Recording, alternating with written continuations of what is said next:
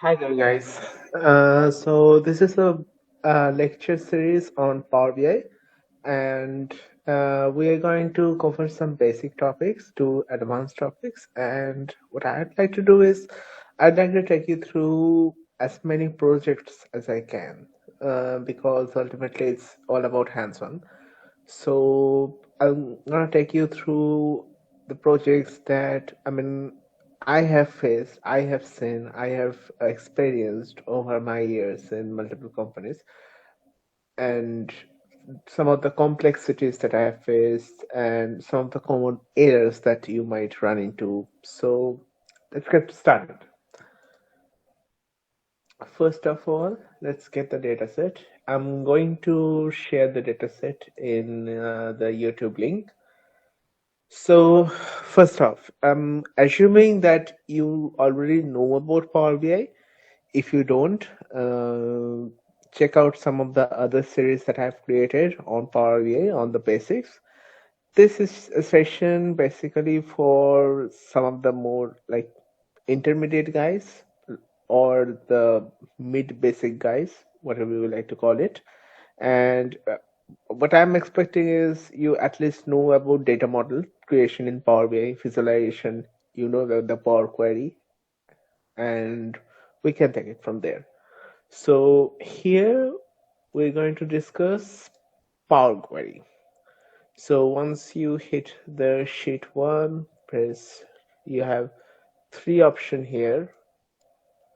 You have three option here: load, transform data, and cancel.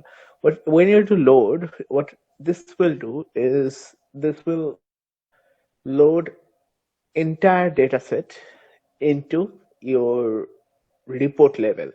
So there are three levels. Actually, there are two levels. There is Power Query level, and there is the report level. The data model resides in the report level. Now, when you are when you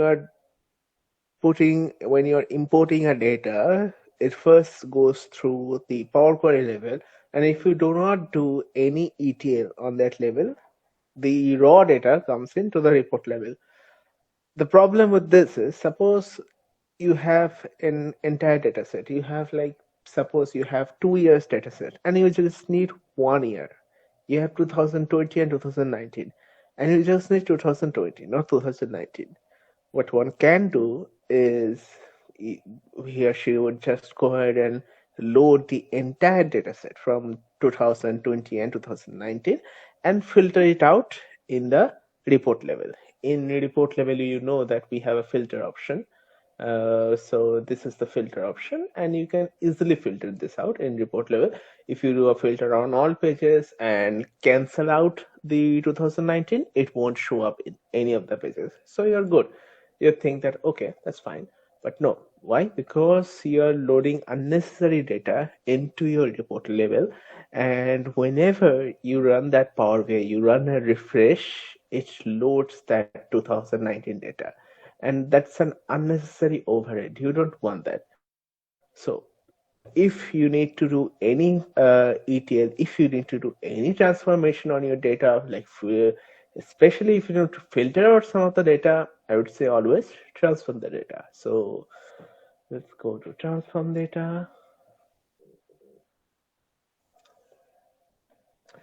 Okay, so now you see you have a nice little transform data formula bar here. Okay, first off, we'll need to use first row as headers. We have this nice first row as headers. And for those who have not seen this screen, this is the ETL push, the Power Query of Power BI. This is one of the reasons I like Power BI. This is one of the reasons Power BI is superior than Tableau, but it's not that good compared to Tableau in other aspects like visualization. It's a head-on-head fight sometimes. So in Power Query, you can also set the data types. You have decimal number, fixed number, whole number. You have text. This is the text ID, and we'll just leave it at text. So discuss the requirements. The requirements are we will need to separate out the dates from this description. If you don't say it, you have a date after the slash here. You have a date. This is 2010 2020. This is date, month, year. All right. So now we have this date, only the date here. But we cannot exactly convert this to a date. You see right now you have this is a variant data type and this is not a data type. And if you need to do any calculation on this, you would need a date data type. So let's do the calculation. And here in Power Query, we have a nice little function which is a date from text, and it supports US text, UK date culture format, US date culture format, all those. So I'm gonna try this. Let's try this out. And date from text,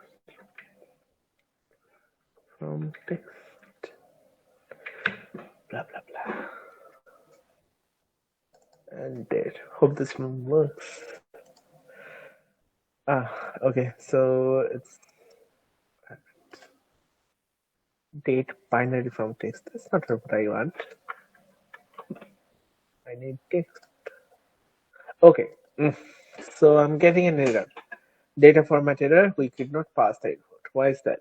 Because you need to provide that date from text in a particular format. This is a particularly annoying thing from Power Query end. If you do this in DAX, this is much simpler. And if I need to do it, I will do it through DAX only. But let's do it from Power Query because this is a Power Query demo. So what do I need? What I need is something like this, YYY okay.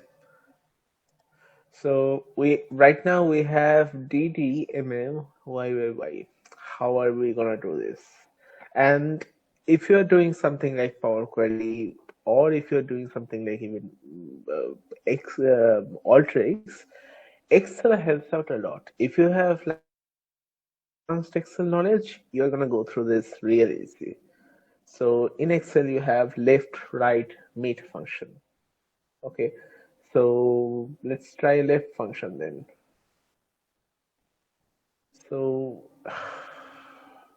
do I have any left function text dot? And in Power Query, you'll see that you always have like a class in your formula. It's defined by a class, text class, and what other class you have? Adobe Analytics, date. You have date class, text class, all of those. So if I need any text formula, I'll look at the text class and I'm trying left. So we don't have any left.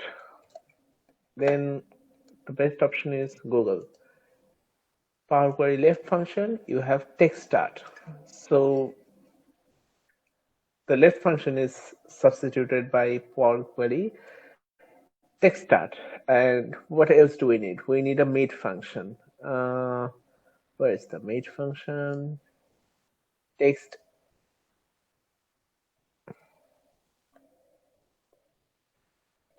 query function. Text middle, and we need the end function. Text end. There should be a text end. Yep, text end. So the reason why I'm going like this, because this is to show you that it's not really hard. It's not hard at all. I mean, you can just Google for stuff and things just come out. It's really easy nowadays. You don't have to remember a lot of stuff, but you cannot always Google every time. Once you get the hang of this, you will know. So first, when you're going into it, just Google. So what do I need? I need working date. what I need text dot start text start.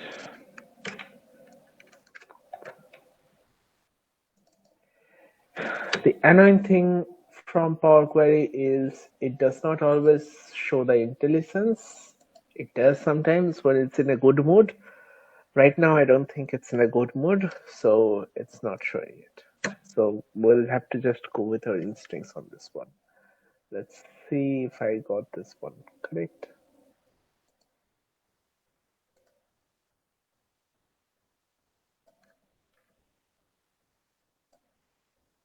Okay, so we got it correct. Now what do we need? We need a similar thing. Text start. So we need DD, right? So this is the DD part. This will be the part. I'll concatenate with an AND. Text start. So this will be the part. So it's 4, right? 4 characters. And let me tell you, this is a very simple example. It's not going to be this simple entirely. I mean, data cleaning is a huge subject, and I'm gonna try and cover as many data cleaning exercises that I can, but I mean, even I have not faced too many examples because I mean, data cleaning, I mean, it can come a whole lot of variations. So what do I need? I need text middle, and generally it should be 4. It starts from 4. Text start as number and count. Count means up to how many counts? I need up to 2 counts. Okay, that's and let's take care of the DD part. Text end to. This should do it. So 2010, 2020. That's October 20th. Right now, this is.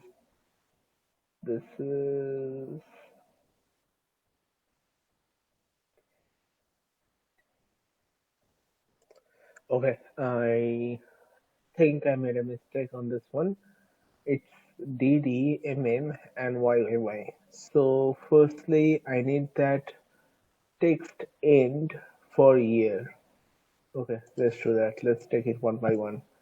So text end should go here.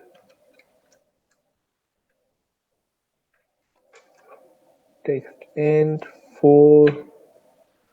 Okay, let's look at this. I mean, let's not be a ninja really. Yeah. So text start. Sometimes I get really ahead of myself. I should not do that. Text end for text start is text start 20.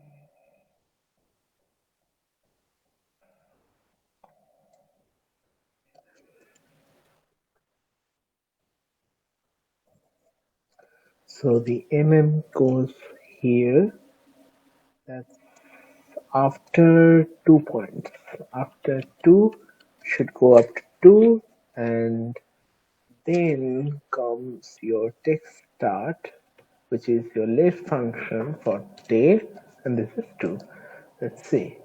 2020 for year, 10 for month, and 20. Perfect. We have it. Now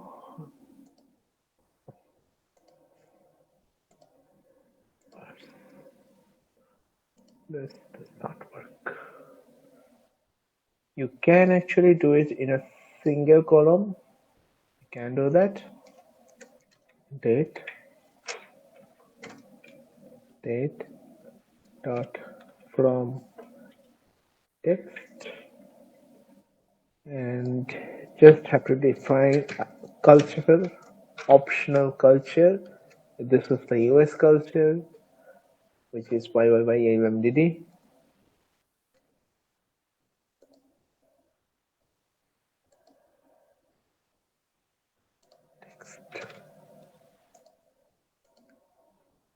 And this worked.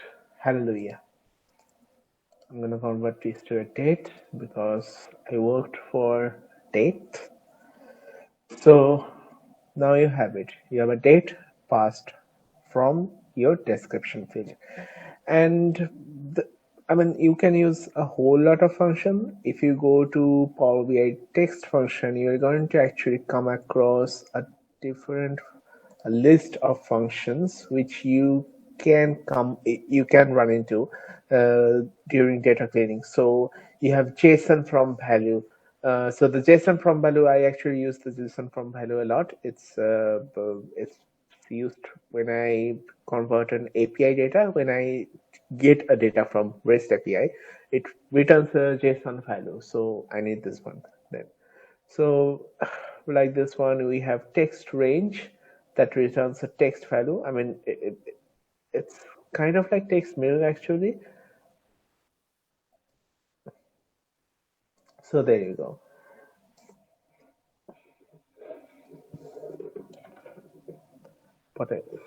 Now we're going to work with self-join. In Power Query, you can also do self-join. You'll notice that you're building your query here through the GUI interface, and beneath the surface, Power Query is actually formulating this nicely M code. This is a M query mashup language in Power Query.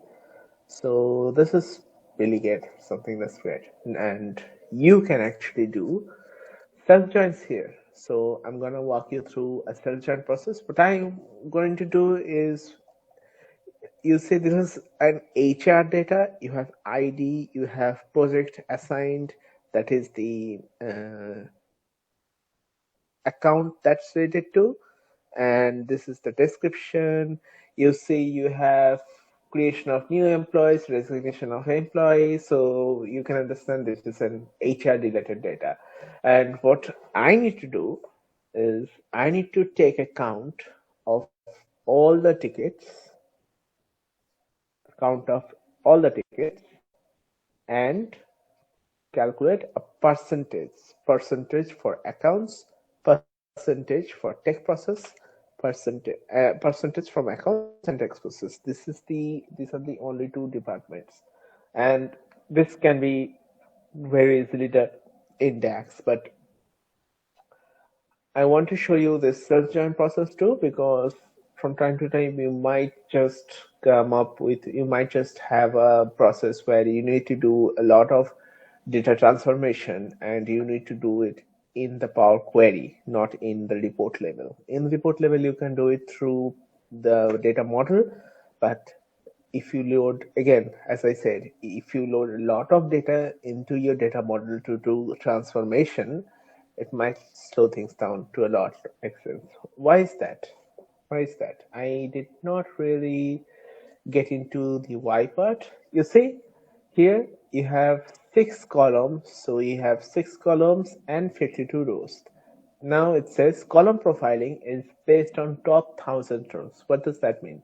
That actually means that this data set that you see right here, this is top 1000. I know we don't have 1000 data sets, this is just 52 rows, but in case you have like, and I've worked with like 2 million rows, 20 million rows, and it does not show, it definitely would not show 20 million rows over here.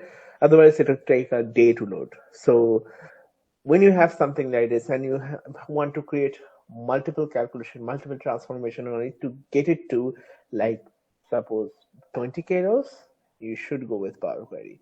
The column profiling based on top 1000 rows means that we are only showing the top 1000 rows. This is an example. This is being shown as an example of the transformation that you're doing. Okay. So going back, we're going to need a search chart. So what do I need? I need a summarize.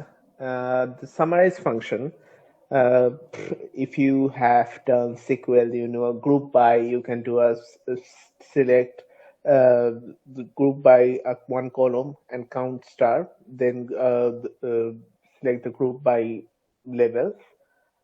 That same thing you can do through here. So what do you want to group by? Let's group by project assign, because what do I need?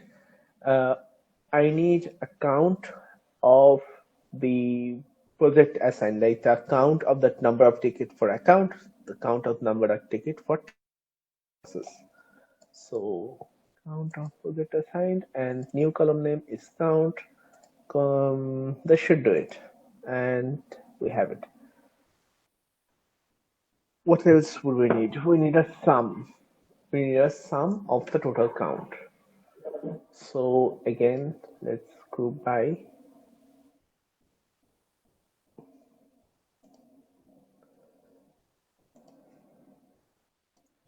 So we have the group rows here then. Now what we need to do is join this back to this table. Now how are you going to join this back to this table? See, in Power Query, you have two portions. You have this late portion and in portion. This in portion returns the output, and this portion is your working. And you see it starts from source and it has this hashtag values. What this is actually, this is intermediate tables. So change type 1 is a table. Suppose change type 1, this is change type 1. In this portion I say it's a table transform column types. So where we did a transformation of column. Actually, we did not do any transformation of column. Power Query automatically assigns the column values. So if we do this, suppose, let's see, if you do Control C and you remove this in the in portion and you return this change type, you'll see things entirely changes. It's back to your original item. You see, your header row is in row number 1, and you don't have any date column. Your date column is here. You don't have any of the calculation. Why? Because it returned your original table right back to where you started. So let me change this back again.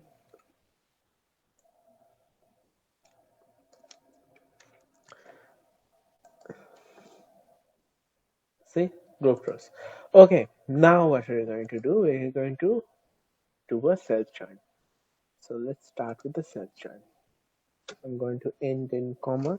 Remember, in Power Query, you have a comma after all of the tables except the last table before your in. So if you have to add any step to it, add a comma and start. Your table should begin with the hashtag, and in quotes, let's call it join one. And what are you going to do is a table dot nested join. Let's see. What does this need? It needs a table one. Your table one is change type 3. I hope you understand. Change type 3 is the table transform column working date, and group rows table. This is actually table group rows, what I see here. The best way to understand this is with the help of the steps. Change type 3, we see change type 3. Right now we have selected change type 3 and we have this table. So change type 3 is our main table. Grouped rows is the grouping table which we calculated. We need to join this one with this one based on your project assigned so that we have the count after each of the account items. Okay, so we need table type change type 3. See,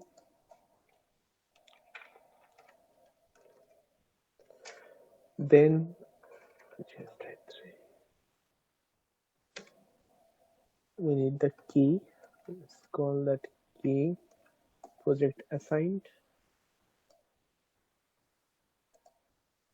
pro.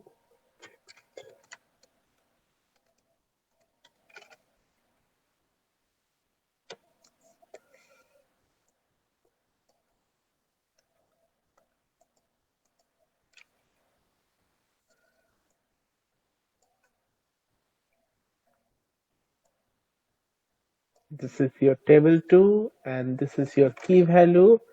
At last we need a new column name. Your new column name shall be IWD count. And that's it. Now you have to return this join one table.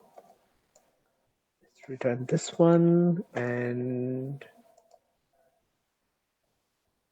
voila, we have it. We have this count and here it lets us select the column, which column you want. We need the count column.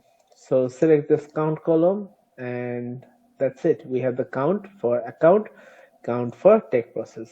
Now what we need? We need the percentage calculation, right? How can we do that? Well, we have a formula here, which is table row count. If we use this table row count, it will just give us the count. And the easiest way to apply this is count rows. If you go to count rows, you will see it's date a row count table.row count formula on expanded count, this table. So it calculates the row count for expanded count table. What do we need now? Are we going to go ahead and create a join again? So what do you think we need? We do not definitely need a join again. So what do we have here? We have this count and a row count. We can just go ahead and create a formula. Let's do that. Custom column, add, and we don't need this counted rows. Percentage.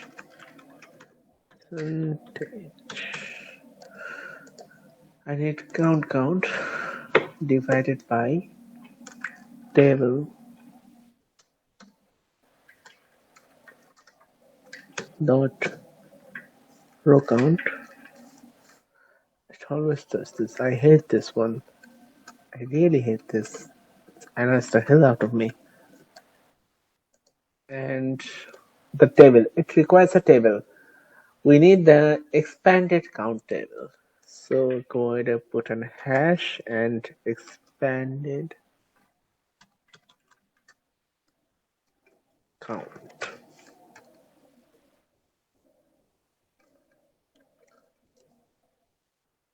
And voila, we have it.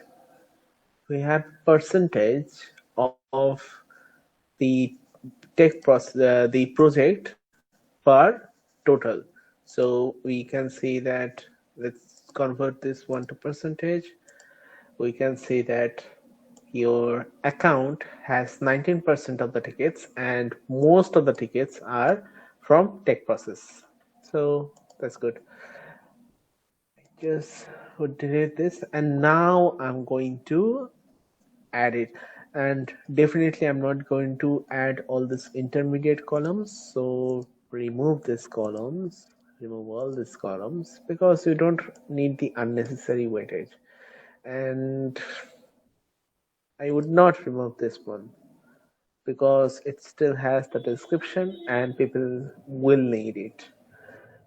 Now here you see a description raw. What is this? This ID, I am showing this ID to you as an already clean version. Originally the data came like this DQ ID and slash to create new employee. And what we would need to do is do a data cleaning function here. And from this one, it's actually very simple. You can extract the ID easily from here. How? You can do a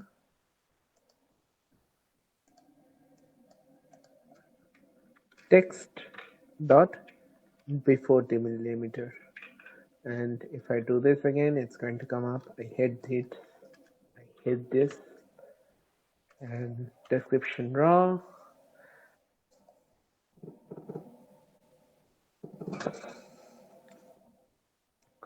Text, this text,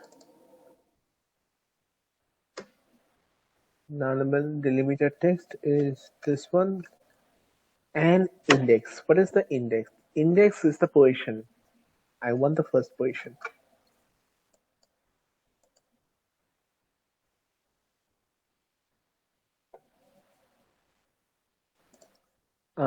Since I took the wrong column here, what I really need is this one, description from raw. Description raw, this one. And if I do this, voila, we have this nicely passed out DQ152. This is your ID column, and you have it for everything. The 0 means the index. 0 means the starting position. Suppose you would take 1. Then it will take the second position. So it's 0, the first delimiter, 1, the second delimiter. So it takes it up to 1, the second delimiter. You see how easy this is? I'm going to go back to 0 and research on these formulas in Microsoft site. You will find multiple indexes. You have also -1, which means it will take the delimiter from the end.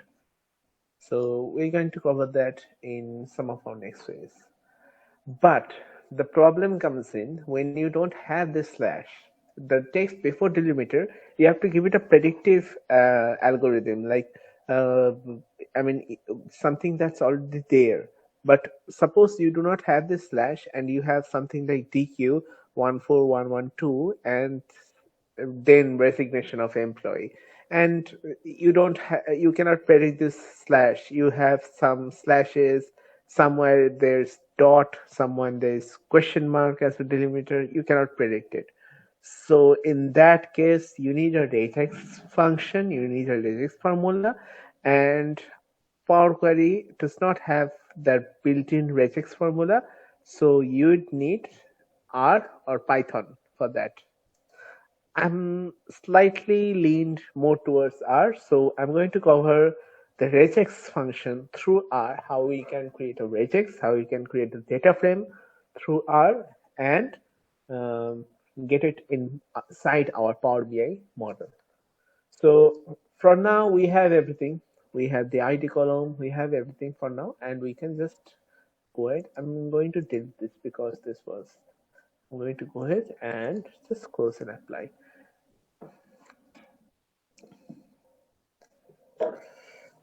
And that's it. You can see you have the ID field here, you have description, you can do calculations here, you can do percentages. All right. So I'm going to walk through this data set in the next lecture. See you then. Thank you for watching.